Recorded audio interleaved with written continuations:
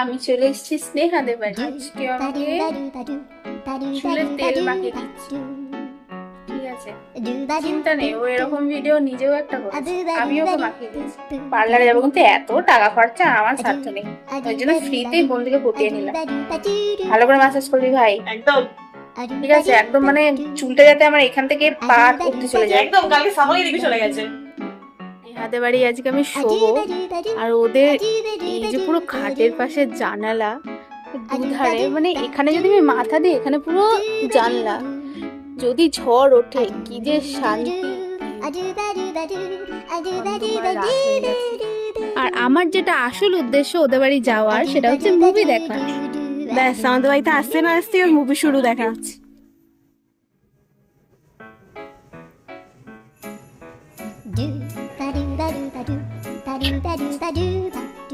এই ফানি মুভিটা কে কে দেখেছো অবশ্যই কমেন্টে জানিও কিন্তু। আর এই সকাল সকাল উঠে এত সুন্দর ওয়েদার পেলে কার না মন খুশি হয় না?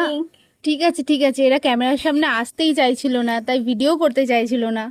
না না, এটা সকাল নয় কিন্তু, 10:30 বেজে গেছে তখন। ভাই আমার ঘুম কমপ্লিট হচ্ছে না, আর এর ভিডিও করতে ব্যস্ত। কি সুন্দর ওয়েদার তোদের এই ব্যালকনিটায়।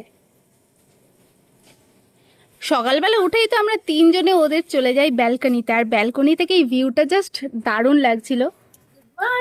তখনও আমার ঘুমটা না ভাঙলেও চল, তোকে আমি একটা মর্নিং ড্রিঙ্ক দিই, যেটা আমি নিই সকালবেলা। নে নে, ট্রাই কর আমার মর্নিং ড্রিঙ্ক। যদিও সকালটা হেলদি ভাবে শুরু করার পর আমাদের আনহেলদির দিকে চলে যায়, ডায়েট ফাইট কিছুই হয় না। ঠিক আছে ঠিক আছে ভাই, তোর হেলদি ড্রিঙ্ক থেকেই আমি শুরু করলাম আজকের আমার সানডে ফানডে। তোর এই ড্রিঙ্ক খেয়ে দে, চল এবার একটু এনজয় করি। হয়তো এনজয় করতে হবে না, চল আমার সাথে দোকানে চল, ব্রেকফাস্টটা করতে হবে তো নাকি? আমিও যাই, আমি যাচ্ছি দোকান ওর সাথে। আজকে আমি সারাদিন ওদের বাড়িতে থাকবো। কাল থেকে আছিস বল? কাল থেকে আছি, হ্যাঁ। ঠিক আছে ঠিক আছে, তোকে তো ঢং করতে হবে না, চল তাড়াতাড়ি একটু ভিডিও করি আমরা। আমরা চললাম ব্রেকফাস্টের খাবার আনতে। আমাদের জন্য পাস্তা বানিয়ে এনেছে, এই যে 4 জনের জন্য পাস্তা। দেখে মনে হচ্ছে হেভি ইয়ামি হয়েছে। আহাগো গরমে একদম ক্লান্ত হয়ে পড়েছে। ব্রেকফাস্টটা করতে না করতেই আমাকে পাঠিয়ে দিল স্নানেতে। চটপট স্নান করে একদম খেতে বসিয়ে দিল, আবার মানে খেতেই থাকছি আমি সারাদিন। সো লাঞ্চটা এবার করে নে, লাল লাল ঝাল ঝাল চিকেন কষা দিয়ে।